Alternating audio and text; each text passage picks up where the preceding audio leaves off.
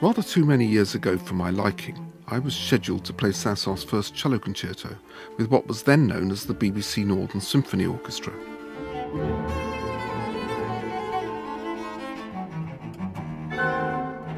The concert would be broadcast live from St George's Hall in Blackburn, and there would be a rehearsal in Manchester the day before.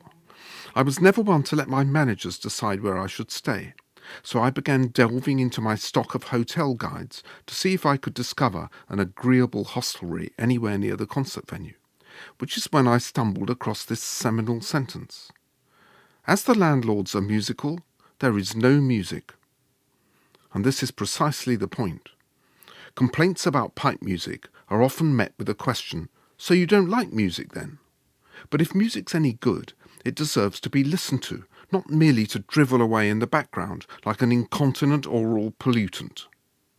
Piped music, canned music, Muzak, whatever you call it, is a curse of our age, an insidious cancer in our society that has eaten away at our right to choose.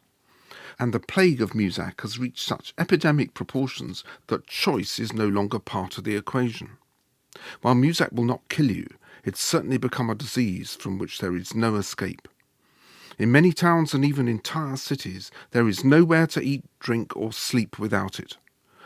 Why, whenever we sit in a pub, restaurant or cafe, should we be assaulted by someone else's choice of music? And even if by some miracle it turns out to coincide with music you like, can it ever sound the same after you've heard it in your local coffee shop?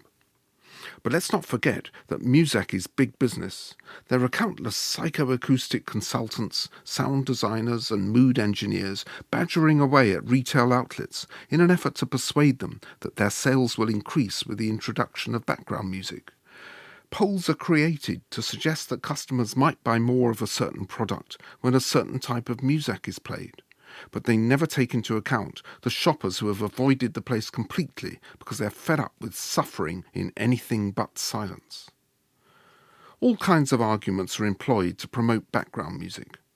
The latest ruse, being propagated by organisations as diverse as high street banks and blood donor clinics, is that it helps to preserve confidentiality. Yet this is obviously rubbish, as people merely shout louder to make themselves heard above the noise, which is especially unfortunate for the customer who unwittingly blurts out their bank details to all and sundry during that sudden silence between two tracks. Far from preserving confidentiality, Muzak is more likely to cause misunderstandings between staff and customers, which is not a good idea, either in banks or blood banks. Background music is a sure sign that a proprietor doesn't have confidence in what their establishment has to offer.